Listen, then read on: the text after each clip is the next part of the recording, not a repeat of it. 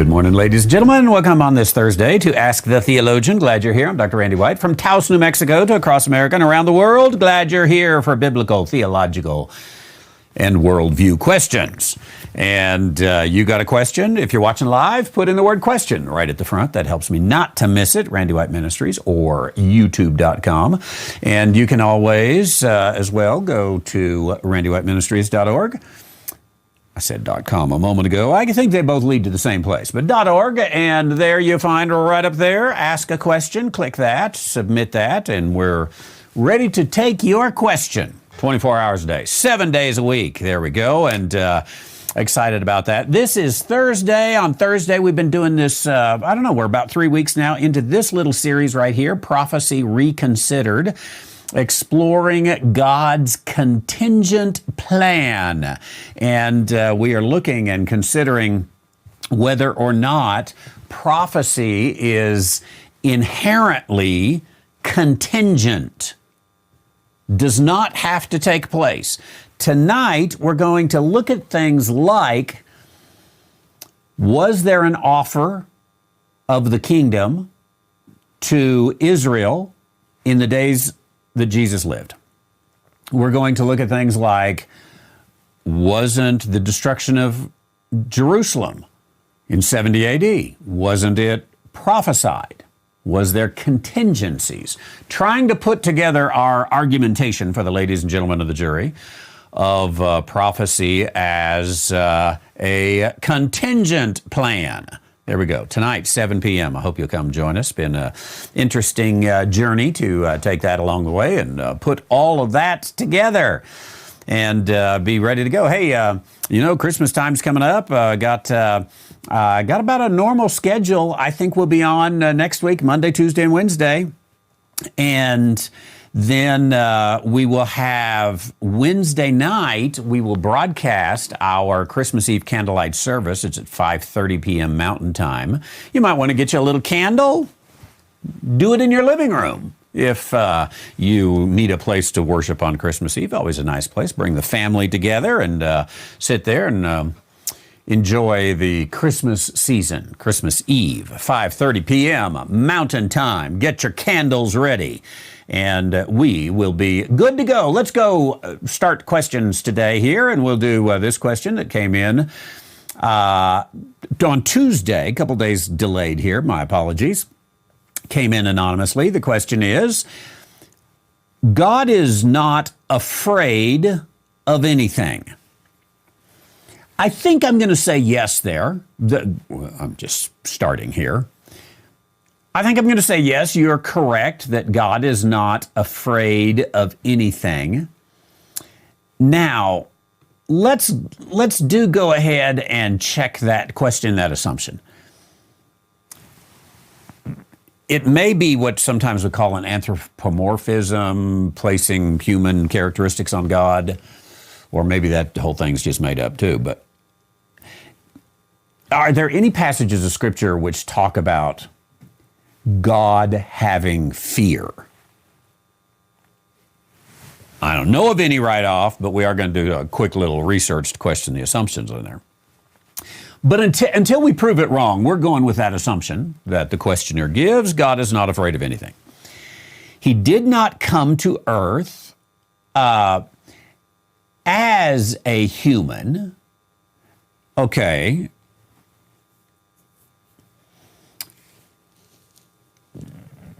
I think obviously we would certainly want to question that. This is a statement that's given, and probably I ought to keep reading, but I'm going to stop right there for just a moment. God is not afraid of anything. I'm okay to tentatively take that. He did not come to earth as a human. Obviously, that takes away the entire doctrine of the incarnation. God became flesh and dwelt among us. What does it mean about flesh?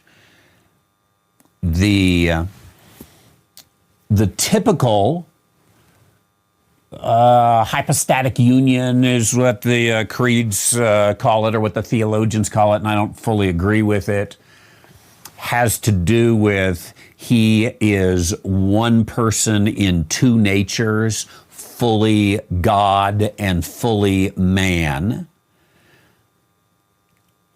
Here's a person that says he did not come to earth as human, so they would deny the fully man part. I deny the two natures part. I say he's the God-man, which is one nature. But that still holds to his humanity.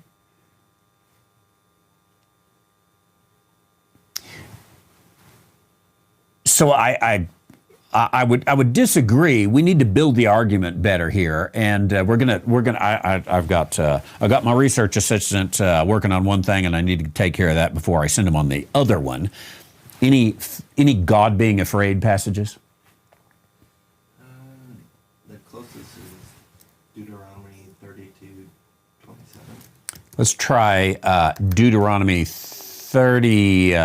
Deuteronomy 32:37. I still don't think I quite spelled that right.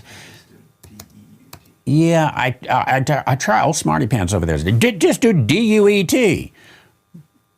But when you got a smart computer, it says, you spelled that wrong. You mean debt.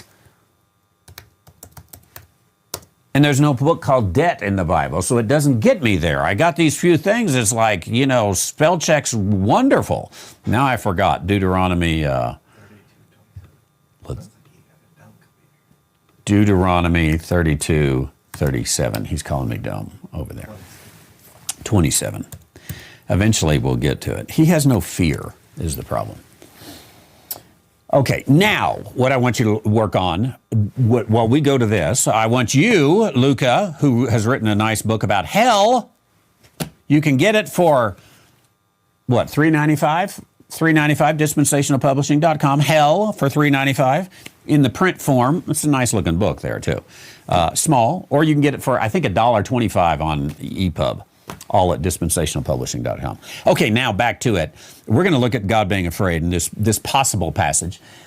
He did not come to earth as a human. I would like a couple of passages that, I'm thinking of, he became flesh and dwelt among us.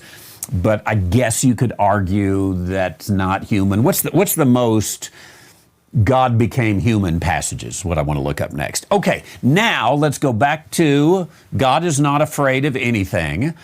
Were it not that I feared the wrath of the enemy, lest their adversaries should behave themselves strangely, and lest they should say, our hand is high, and the Lord hath not done all this. I guess obviously we would need a little bit of context there to see who is the I here. And let's see. I said I would scatter them into corners. That seems to be God. I would make the remembrance of them to cease from among men. Looks like God speaking. Were it not that I, God, feared the wrath of the enemy. Okay. So I, God, said I would scatter them. I would make the remembrance of them to cease from among men, but I feared the wrath of the enemy, lest there probably Israel's adversaries should behave themselves strangely, unless they should say, our hand is high, and the Lord hath not done this. Okay, I think in the context is, hey, I would have destroyed them, but I feared that the enemy would use that against me. You killed your own child. So there is it is the word fear there. Were it not that I feared the wrath. Now it's kind of a prudence kind of fear, not scared, but hey, I'm scared that might happen. So us being made in the image of God, I think our emotion is also in the image of God. There are things like we are supposed to fear God. Now, it doesn't say God has fear, but God has given us this ability for fear. Again, in that sense, it's a little more of a reverence kind of thing. But I think we maybe shoot that one, overshoot that one, prove more than we need to on that. Let's just call it fear, the fear of God. I'm afraid of him. He could squish me. So if we have fear, we're made in the image of God. Does God have fear? Here is at least one passage, there may be a few others, in which God says, I feared the wrath of the enemy. That's kind of a free will passage there as well, isn't it? You know, the enemy's got opportunity then to come back and blame me and blame the people and say, look what kind of God you've got. And God says, you know, overall, I don't want that kind of PR. I don't want them to have to deal with that. My people, I don't want to have to deal with that myself. It would be fake news, but it would be something that we would have to deal with. So I'm afraid of that happening. So in that sense, I don't know that you can blanket say God is not afraid of anything. I don't think he's afraid of spiders. I don't think he has, you know, all the, his fears are different, but we are creature of fear. We are made in the image of God. Could you make God fearful? Probably the reason we would say, no, God's not afraid of anything, is because of his sovereignty. He's not afraid of anything that I could choose to do. He knows how to handle it. But at the same time, he is afraid of what the enemies could choose to do, maybe because he doesn't want to handle it, because it does have some collateral damage. So again, I don't know if we'd call that fear in the same way, but there's certainly a respect there. So maybe even we need to back up on that a little bit. What do y'all think on the comments here? Let's see. But let's go on. He did not come to earth as a human. We're going to argue against that. What passages would we use, Mr. Luca? Philippians 2, 6 through 8. Philippians 2, 6 through 8.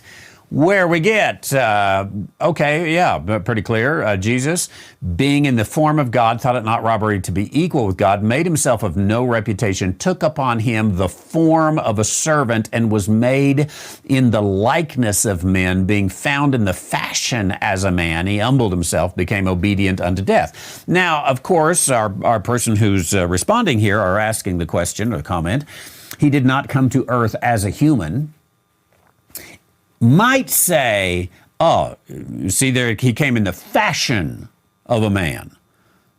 Came in the fashion of a man. But even the way you worded the question, he did not come as a human, I would say, yeah, he came human, not as a human. So I don't think you can really argue this is, you know, in the fashion is not the same. You said as, instead of just human. He did not come to earth human, or being human.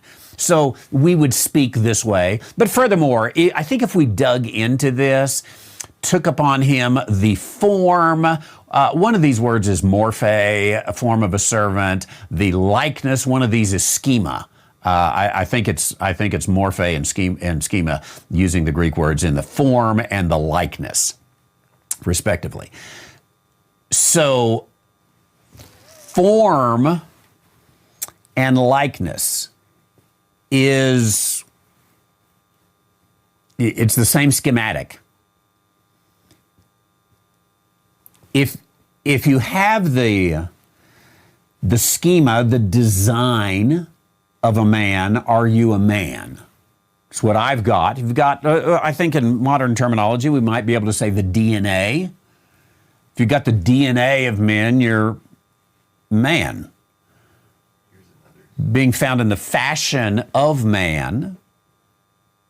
This is what you got. I think of also, is it Galatians 4:4 that says when the fullness of time came, God sent forth his son, made of a woman, made under the law.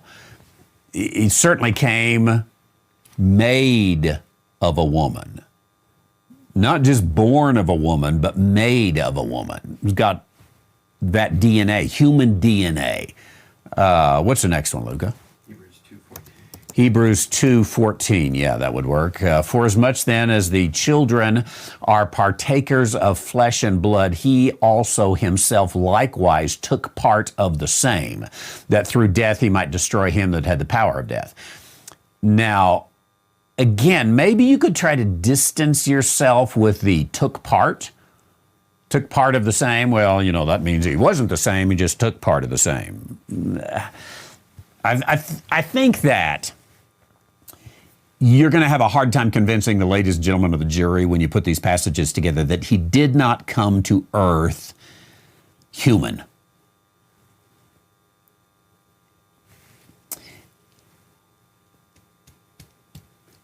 Furthermore, maybe I'm starting to divide here a little too thinly, but he was already body. Son of God was the fullness of the deity, fullness of the Godhead in bodily form. He's already had a body, and when his body was here, he looked like human. Maybe the human schema is not really that far from the God schema. The reason I'd say that is we are made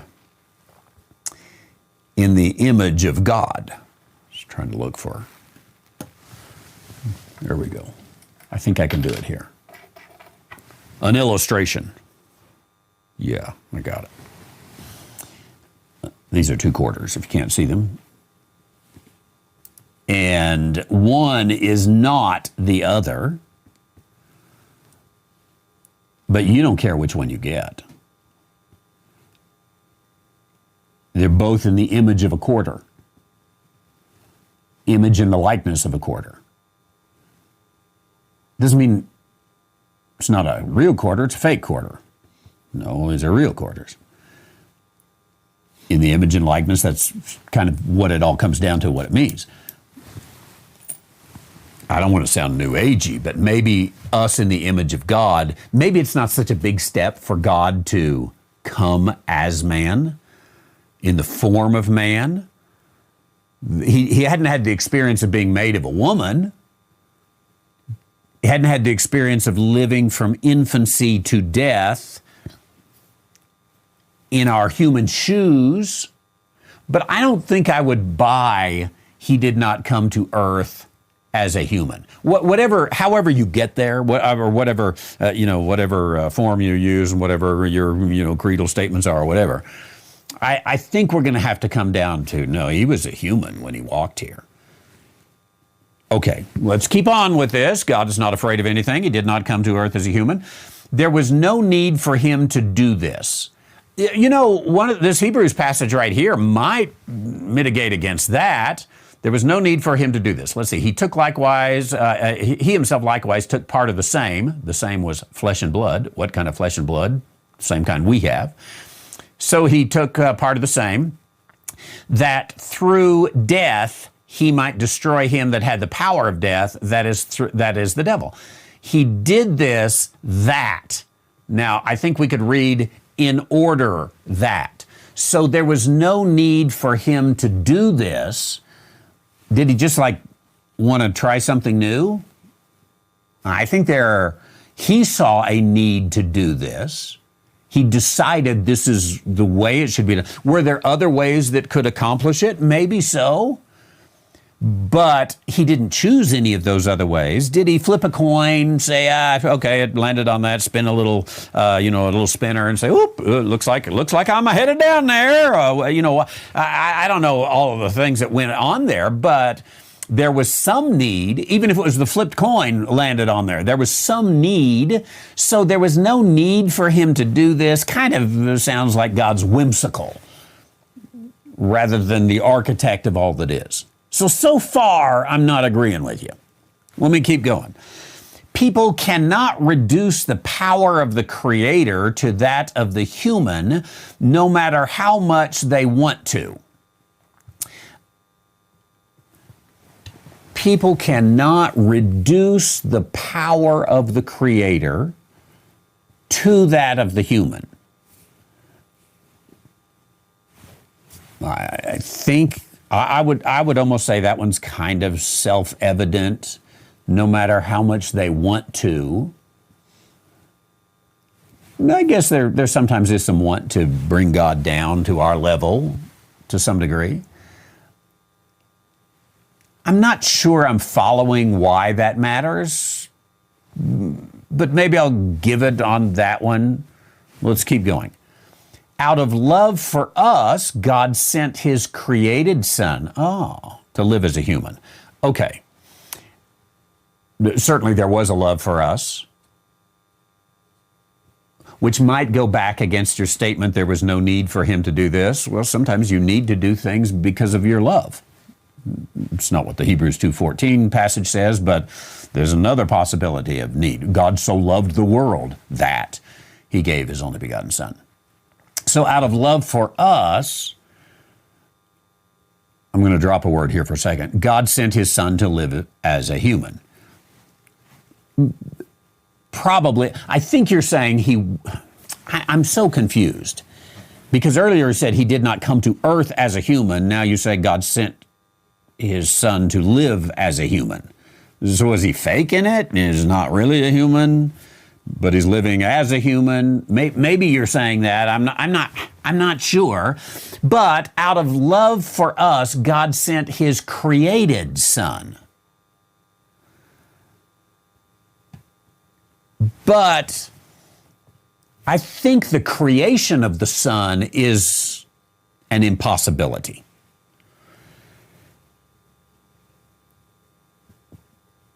Because he's always been the fullness of the Godhead bodily. Now, the made of a woman, if that's what you're talking about in the creation is made of a woman, and you don't mean created as there was a time when there wasn't a son, and if maybe you don't want to call him the son. There was a time when there wasn't a bodily expression of the Godhead, in which case we weren't really created in the image of God. We were created in the image of God now as he appeared, which I don't think would be good theology. So I think, to the anonymous one here, there's not really a question here. It's just all a statement. But I think you need to go back to the drawing board on this one. I think you need to work at that a little harder. You have not convinced the ladies and gentlemen of the jury. But that said, let me say that I do admire the effort, because you're thinking theologically. I like that. You're trying to put some concepts that are not easy, that are a little, I don't know the word, philosophical, esoteric, out there in the ether world, as well, ethereal. There's the word I'm trying to think of. Trying to put some of that together, and I'm okay with messing up on that a little bit, because at least you're thinking through these things that are very deep, and those who just immediately come and say, no, it's this. Probably we bought into too much Polly wants a cracker kind of parroting theology, and we need to go back and think it through as well. So I'm going to send that one back to the drawing board. You can come back and let me know what you think on there, and bring that up. Thank you. For that question. Stephen down in Gainesville, couple of good comments here. Perfect love casts out fear, but the one I even like better, Jesus asking the Father not to go to the cross. Father, if there's any way this cup might pass me by. So certainly that's Jesus as man. Our questioner might argue, whether or not that would be God, the Father through there. Thanks. Appreciate it. Joyce, glad you're getting to go home from the hospital today up in Ohio. Good for you. And appreciate that. I like your question, Mark. Mark, who might be related to Richie Cunningham, but I'm not exactly sure. But Mark says, so what makes you a theologian but not me? Nothing.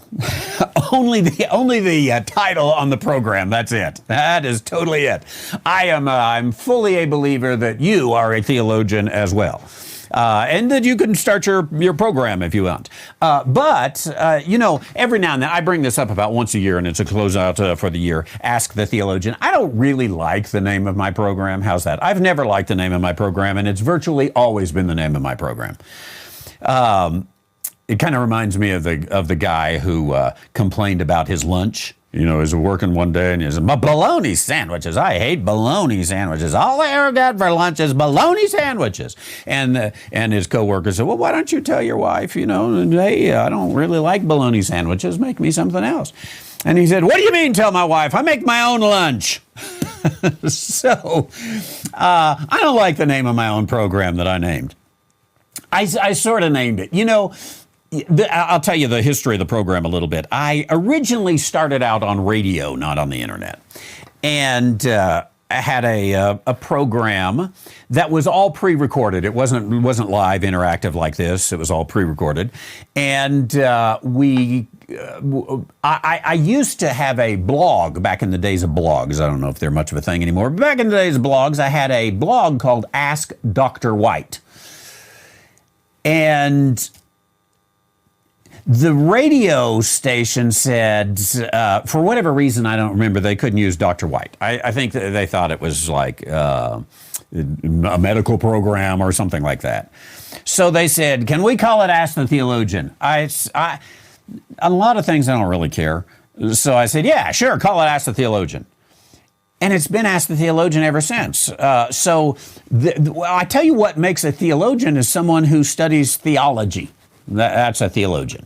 And that's any Tom, Dick, or Harry that opens their Bible, tries to put things together, tries to understand what the Word says in relation here, all those kind of things. So welcome, Mark the Theologian, as well. I appreciate that. Thank you. And but I would argue on this one, Theologian Mark, the Bible does not need any interpretations. I think that the problem with that is it's a little too simplified because words themselves need interpretation. I was talking last night in our study on 2 Thessalonians on why the word wicked was capitalized in the King James. And some don't use the word wicked, they use the word lawless, and some are lawless one, the lawless man, the wicked one, or the wicked capitalization. See, even in and of itself, the translators have even said, okay, we got to get this across in a way that's accurate to what the words say, and how are we going to do this because the English language doesn't really accommodate that? So there's absolutely some interpretation that is necessary. And furthermore, I even said last night too, I don't remember exactly the context, but it was one of the verses that I was giving a lot of, shall we say, interpretation to it. And I said a lot of the stuff that I'm saying is not included in this verse. And if you're listening for the first time, you look and say, well, how did he get that out of that verse? But I pointed out that if you take that verse just by itself, it sort of leaves you hanging. There is not enough there. It's a verse which requires some interpretation. Interpretation of the context, what's before it, what's after it, who's the author, what's its intent, who's the audience, those kind of things are all interpretation. And it's really the difference between, I guess you would say, between a theologian and a Bible reader. If you're just reading to know what the Bible says, which, by the way, I think is absolutely a fabulous thing to do, it's the beginning of theology. But if you're just reading to say pass a test on what's in there, on the content of it, that's a, I don't know, let's call it a Bible expert. But I don't mean to be rude, but ChatGPT is kind of a Bible expert too. I mean, it can tell you what's in there. You have to slap its hand and say, you're a Bible expert, not a theologian. I don't want you to theologize for me. I want you to tell me, where can I find this verse? So I would disagree with you there on that. Anyway, appreciate that. Oh, Randy, I like what you said about the previous comment about God coming as human. I would prefer person over human. Person is more personal rather than random. It's a good point. I agree with you.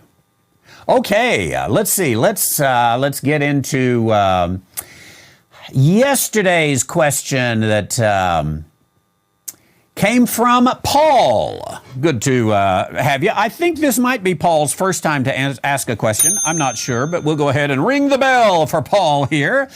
The question, just wondering, do you hold to KJ onlyism, King James Version only? Not in the sense that many hold to King James Version only.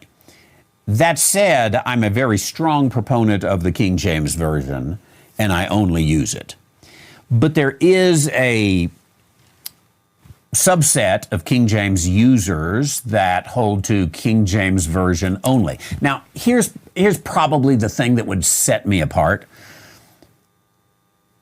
I believe that God has, I'll use the word providentially, I'm not sure I like it, but providentially preserved his word, and that we have it accurately preserved today. So in spite of the fact that we do not have the original manuscripts, we do have the Word of God. Now, I also know that if you pick 10 different Bible versions, sometimes you're going to get 10 different words. Rarely would you have 10 and 10, but they say different things. And I think it's impossible to say, no, all the Bible versions say the same thing. I've just seen way too many times when they don't all say the same thing. Last night, we were looking at one, what was it, 2 Thessalonians chapter 2, I think it's verse 8, verse 7. 2 Thessalonians 2:7. Bring it up here. The mystery of iniquity doth already work. Only he who now letteth. Now I'm just going to highlight the he right there. He who now letteth. And I pointed out that the New King James puts a capital H rather than a lowercase h. And I said, I think that's wrong. I don't think it should be a capital H, because I don't think it's talking about deity there. It's not talking about he, God the Father. That's an interpretive matter that is given there. And, anybody can read it, whether you're reading Greek or English or, whatever language probably it is says he. But there's a lot of difference between making capital he in the middle of a sentence and lowercase he. So we have the Word of God. Which one's preserved? Which one's right? So you have to take all these translations and say, some of these are right and some are, and don't buy into they're all right. They can't be. There are too many absolutely different wording to say these are all right. So that means, okay, now I've got to begin to search for which one is right. And over the years, I say I have formerly NASB stained fingers, because I use the New American Standard for, 25 years or so. Over the years, I finally came to say, hey, the King James has preserved the Word of God for us, uses the right underlying text, and it translates it in a very persnickety way. I'll give you another example from last night. Verse 10 right here, 2 Thessalonians 2:10, with all deceivableness of unrighteousness. That very awkward term, it's even hard to say, deceivableness of unrighteousness. Why not say it easier, like unrighteous deceit? Because it's not unrighteous deceit. Far more to it. You can go to, I think it's session 20 of 1st and 2nd Thessalonians to see more about that. But like I think the New King James on that says unrighteous deceit, as does NASB and ESV and some of these others.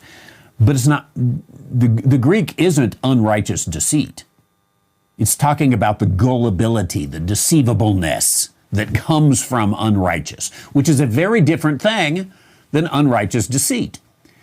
So I can't say deceivableness of unrighteousness equals unrighteous deceit. They don't equal that. Two different things. One's about gullibility, another one is about deceit. And this is talking about gullibility. And if I take all those others, I don't get gullibility out of it at all. I lose the whole meaning of it. So somewhere is the right one. Now, from everything I've studied is King James is the right one. I've looked at it enough times, hundreds of times I've looked at this and said, oh, King James got it wrong. They should have said this. And then every single time, the more I study it, the more I say, by golly, they got it right again. Now, here's what sets me apart from King James onlyism. The King James only crowd holds to a doctrine of, what's it called? Double inspiration. Double inspiration. So that the translators, their hands were moved by God, just like the Apostle Paul's.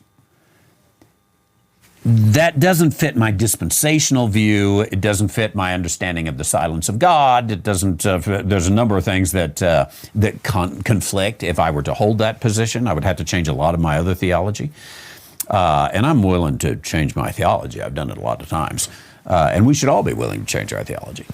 But I think this was just an era in which there were unbelievably good linguists, that church and society, Western civilization, had developed that kind of love of language that you've got put together in the 50 some odd scholars of the King James. You've got probably the best linguistic scholars that have ever been collected together in the history of mankind.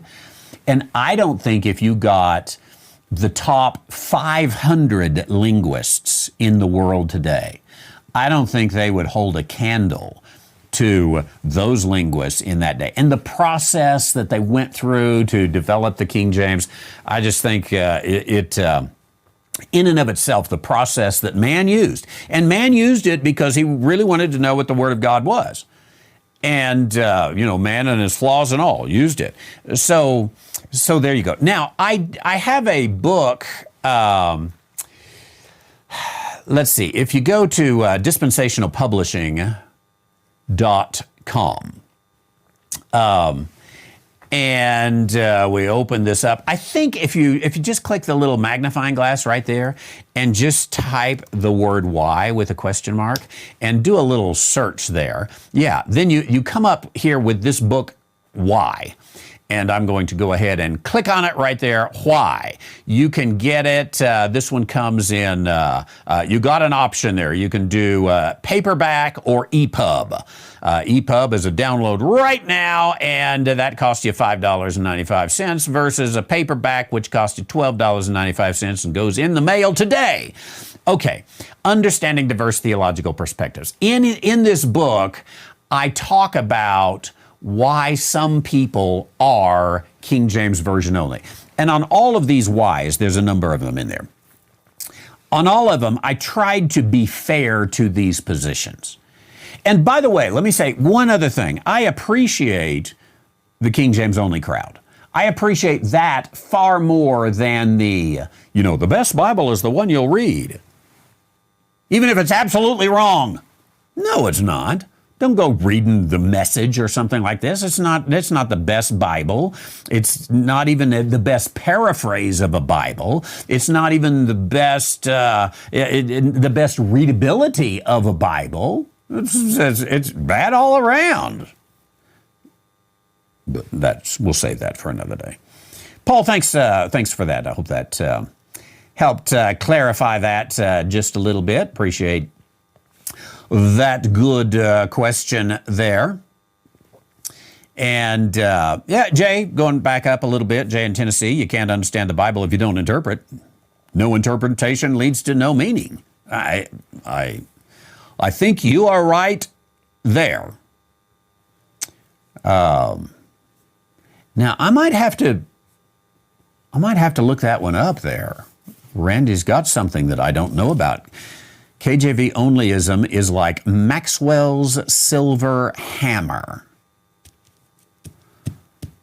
That's probably like that guy's razor or something like that. Maxwell's silver hammer. Do you know about that?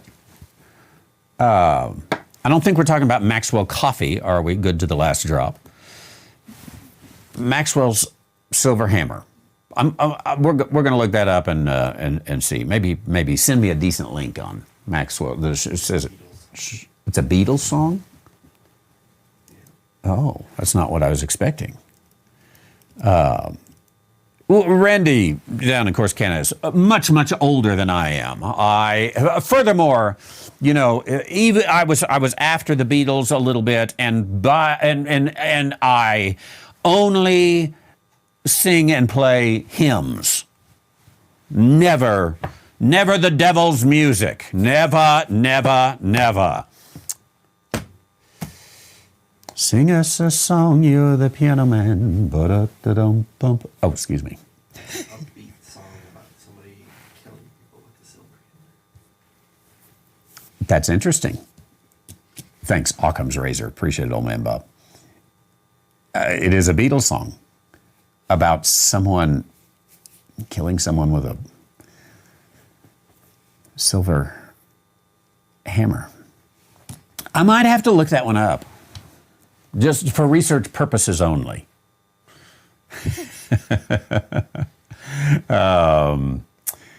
Yeah, thanks. Brent, good to see you in Amarillo. Appreciate that. I want to bring this comment up from Brent as well. I've heard preachers arguing over whether Cambridge or Oxford English. There is you get into the finer corners of King James Version onlyism. And there does come, you know, it's got to be the Cambridge edition because that's actually the authorized one, or the Oxford edition, or whatever it may be. And if I was King James only, I probably would know more about those arguments. Okay, let's go to the next question here. Comes in anonymously, came in yesterday. It says, what's the difference between being born gay versus babies born with Down syndrome? Okay, I think the difference is chromosomes. You can be born female and you can be born male, and that's a chromosomal difference. And you can be born with Down syndrome, which is also a chromosomal, is that how you say that? Yeah, chromosomal difference. These are things that can be tested, you know, by I don't know, I don't think it's blood, is, you know, some sort of DNA test, something that studies chromosomes. I don't know exactly what test does that. I'm not a doctor. Sometimes I play one on TV. But as far as I know, now I know there has been some discussion on this. Find me the latest. Is there a gay gene? I don't think there is. But see if you can find this. I think they've talked some about this. Now,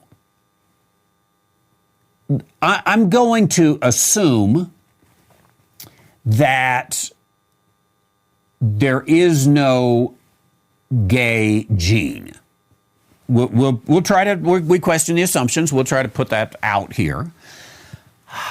So that which you are born with is, in a sense, you. It's your lot in life anyway.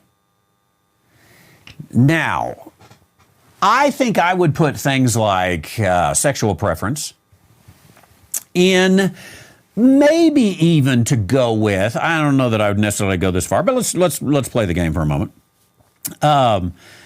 Someone who is born high-strung, that is angry. There's no anger gene. But some families kind of run angry. Some families run addicted. It seems to be a little bit now. I don't really think there's a gene there, but there might be, I don't know, let's say a kind of a collective memory or something that somehow metaphysically carries through. But if you're born angry, you control your anger. If you're born with a predisposed to addiction, you control your ability to become easily addicted. If you're born male, live as a male and be a good one. Born female, live as a female, be a good one. Born Down syndrome, you learn to make the best of it. It's a handicap indeed that a person is born with. I had an uncle who lived Down syndrome life till he was about 50 years old or so. Everybody loved him and he loved everybody else. So what's the latest on a gay gene? The consensus is that there is none. Okay, the consensus is there is none. I'm sure there are people out there still trying to figure this out. Now, one of the reasons might be, well, why are people trying to figure out a gay gene? Maybe there's two reasons. One is maybe they do want to put it off genetically and say, okay, it's they're born that way. I was born that way. There's probably some of that. Another, though, is probably that people have noticed, hey, there seems to be some tendencies to a very young age that you can begin to see. I think, I'm no expert on this, I think that this has always been the case. And in fact, I will go through and say, every child goes through some, different phases long before sexuality becomes a part of it. I think Freud made everything to be about sex. And, honestly, let's say before puberty or maybe a tiny bit before, there's not a lot of things about sex for a child. But nonetheless, a child, let's just go ahead and say every child. Okay, you and I don't remember this because we don't remember when we were 2 or 3 or 4 or whatever. But, we've seen child, he's playing with a doll. He's playing with a doll. He likes the doll. She's in the mud. She's running in the mud. There's a pre-sexual phase of life in which there's a lot of role fluidity. You take a little boy and, he puts his mother's high heels on and walks through, he's 4 years old walking through in his mother's high heels. Nobody thinks much of it. If dad comes in walking with his mother's high heels and so we've taken the post-sexual section of family or the sexual section of life, and we laid it over onto children, which is a heinous thing for us to have done. Now, I think that in the past, there was some teaching about here's what boys do and here's what girls do. And I would be so bold as to say that was a good thing. You take a boy and you teach him this is what boys do. I remember one time, this has been a couple years ago now, I was walking with my grandson through a parking lot. And there was, a couple of cars backed in. And I said, Jackson, a man drives that car. And he said, how do you know? I said, because it's backed in. I said, look, Jackson, who drives that car? Oh, a man drives that car. What about this car that's pulled in? That's a woman. A woman drives that car. And then, like 2 or 3 days later, we were walking through the apartment complex where they were living, and there's a car backed in, and Jackson, I don't know, probably 4 years old at the time, he looks at his mom and says, "Mom, a man drives that car." Okay, so a little bit of training. Here's how a man thinks versus here's how a woman thinks. We used to teach them that. Now, in public schools especially, they're teaching them all sorts of gender fluidity and deviant sexuality and all this kind of stuff. So my point is that there's nobody born gay, that every child does some things that we associate with another gender, that's part of childness. We didn't used to make it sexual at all. We used to have gender roles, and we taught those gender roles. Here's what boys do. Here's what girls do. And when we quit teaching those gender roles, and we even honored, be whoever you want to be, all this kind of stuff, then we created a situation in which all of a sudden there's a lot more homosexuals out there, and we sort of created this thing. And if being born gay was a gene, you'd kind of think that down through the ages there was always just the same number of gay people, like Down syndrome. I guess there's some environmental things that can change, how many Down syndrome you have. Today there's not near as many because they kill them before they're ever born. They send them to New Mexico, down to one of the baby killing factories, and the Governor Grisham, let's put some saline into this one. This is Down syndrome, but that's not good enough. Let's kill that baby before it's ever born. The abortionists are sick, disgusting, vile people. But that wasn't the question, was it? So what's the difference between being born gay and babies born with Down syndrome? I'd say one is real and the other one is not, would be my take on it. What do some of you all think there?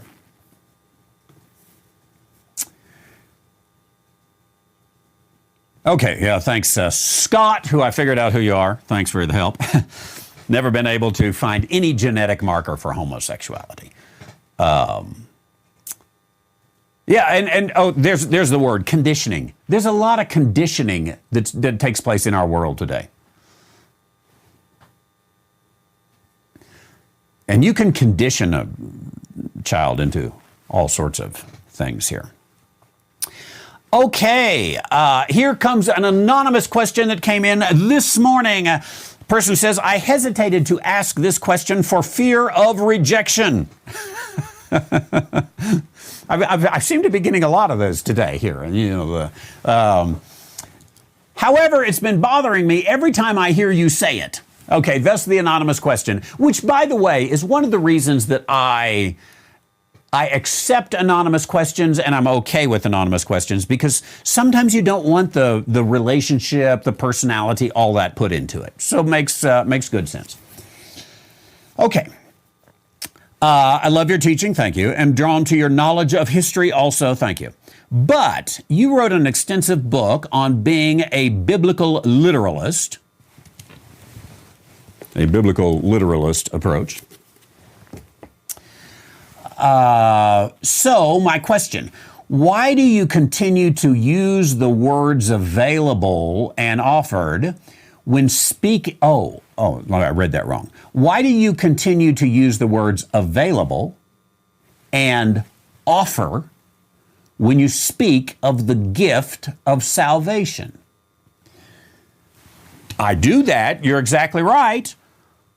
Salvation is available.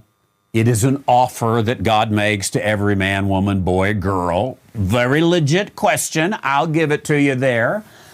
Before I read the rest of it, should I use that? Let's see. So, as I said, I would say, I'm sure I have said and do say many times, God makes an available gift. He's offering it to every man, woman, boy, or girl. And I think that you're right that those words themselves are not in the Scripture. Help me, Luca, if I wanted to defend my use of salvation as an available offer, where might I go biblically for that? And is there anything that mitigates against that? But let me read it, go on. So I do say I use them. I'm not sure yet as a biblical literalist that I'm uncomfortable using them, but let's keep on with this. The word, the questioner says, the word available is nowhere to be found in Scripture. I probably agree with you. I think you're probably right. And adding words where they don't belong only complicates the matter. I'm not sure yet if you're saying it's not available or if there's no need to mention that, or if there's some other issue that might be at hand here. Generally, I agree that when we're talking about biblical things, we should use biblical language. I've used those words before. Available and offer is not a biblical thing. Have I just adopted that somewhere and should not use that? Let me continue. If you ask a third grader, so you certainly do listen to me often, if you ask a third grader about the verses you add words to, they might attach a completely different meaning to them, which is an absolutely valid concern if it's true. I like the third grader test. What would a third grader get out of this? Going on, if you feel they're necessary in order to get the full meaning, why aren't they there in the first place? Thank you for all you do and taking questions like this. I actually like questions like this because they're fun to deal with. They get into the psyche. They get into a person's history. They get into, me being the person in this case. They get into thought process, all the things that I somewhat love. So it's a question the assumption kind of thing. So I'm gonna agree available and offer, as far as I know, are not there. Now, if I were going to argue that available and offer were there, Luca, did we come up with any good passages to do it or not really? Titus 2:11. Let's try Titus 2:11, which I'll have to say I haven't read it yet. I haven't even clicked the button to see it, but it's not one I use. I can tell you that. I'm sure I've read it because I've taught Titus before, but it's not one I use very often because I think I would remember. Titus 2:11, for the grace of God that bringeth salvation hath appeared to all men, teaching us that, denying ungodliness, worldly lust, we should live soberly, righteously, godly in the present world, looking for that blessed hope. Probably to fully argue it, I would need to leave out verse 12 and just stick with verse 11. So I could say to the anonymous question here, well, don't you know that the grace of God that bringeth salvation hath appeared to all men? What's another way you could say that? It's available. It's an offer. But maybe I should just say, let's assume that this is about the dispensation of the grace of God. It might not be a safe assumption, but let's go with it in Titus 2:11. God's salvation has appeared to all men. And that might not be exactly right. The grace of God that brings salvation has appeared to all men. Would that be better or would it be confusing? Good question. Do we have another one? Or did we run dry already? Romans 3:22. Let's try Romans 3:22. even the righteousness of God, which is by faith of Jesus Christ unto all and upon all them that believe, for there is no difference. Again, I think you could build a decent argument that it's available and it's an offer to any man, woman, boy, or girl. But it's not used. Okay, now let's give it for a moment here and say, okay, even though I would be interested to know, and you can respond back anonymously on this one some other time, and make it a completely separate question or something. But would you agree that it's available and it is an offer, or is there a challenge in that itself? If there is a challenge, I'm more interested in it than if there's not a challenge. Although, if you say, no, I agree it's available and it's an offer, but don't use those words. In which I appreciate the sentiment. How's the best way to say that? It's available, it's an offer, which I think we would agree it's available and it's an offer. Did you say 5:18? Romans 5:18. Therefore, as by the offense of one judgment came upon all men to condemnation, even so by the righteousness of one the free gift came upon all men unto justification of life. And probably you could even tie to that 2 Corinthians 5:19, that God was in Christ reconciling the world to himself, and then we're ambassadors for God, be ye reconciled to God. Sounds kind of like an available offer. So I think here's where I'm going to come down on this. But some of you in the live audience chat and include something on this if you agree or disagree. I wish I had a thumbs up, for each question. One of these days we're going to have that. But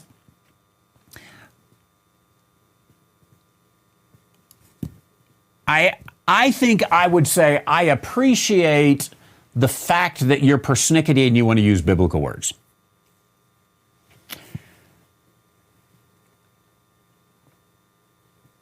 But the fact that it's available and is an offer